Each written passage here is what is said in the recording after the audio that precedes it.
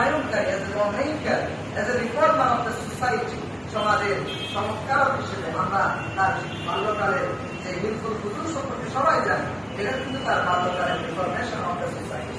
এরপরে as a messenger, তিনি ছিলেন সবচেয়ে সফল একজন আল্লাহর নবী এবং রাসূল। তিনি বলেছিলেন, এটা আমরা আবু খালিদা বলেছেন, এটা কথাগুলো কিন্তু বলা হয়েছে যে আমি কি তোমাদেরকে ওই যে আরাফার ময়দানে তিনি ঘোষণা করেছিলেন, আমি কি আমার রিসালাতের দায়িত্ব তোমাদের কাছে পৌঁছাতে পেরেছি? প্রায় 16 লক্ষ এই সাহাবায়ে কেরাম সবাই এক কণ্ঠে ঘোষণা করেছিলেন, বালা ইয়া রাসূলুল্লাহ, অবশ্যই আপনি সেটা করেছেন। তখন আল্লাহর রাসূল বলেছেন, আল্লাহুম্মা আশহিদ, আল্লাহ তুমি তাদের সাক্ষী থাকো। এই যে তার রিসালাতের দায়িত্ব, অন্য কোন নবী এভাবে 100% সফলভাবে সেটা কি করতে পারেন নাই, তারা পারেন নাই। নূহ আলাইহিস সালাম 9.5 বছর দাওয়াত দিয়েছেন, মাত্র 35 জোড়া কিংবা 36 জোড়া মানুষ ইসলাম গ্রহণ করেছিল, তার দাওয়াত কবুল করেছিল। মুসা আলাইহিস সালামের জাতি আজকে পর্যন্ত বিপদ গামী হচ্ছে। আজকে আমাদের হাইডেলবের্গ প্রেসিডেন্ট যারা আছে, তারা মুসা আলাইহিস সালামের হুকুমত করেছে, এভাবে তারা সফল হতে পারে নাই।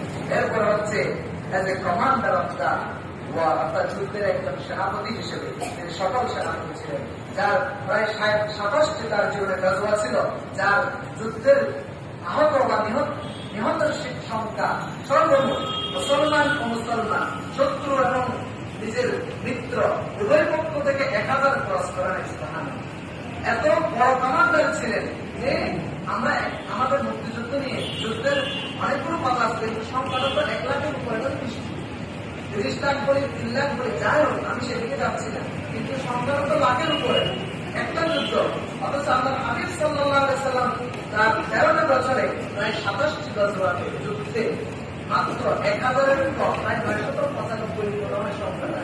এতজন মাত্র মানুষ কি হয়েছে, নিহত হয়েছে, শহীদ হয়েছে, তার সর্বসাধারণ অর্থাৎ শত্রু কাফেরদের পক্ষ থেকেও মুসলমানদের পক্ষ থেকে।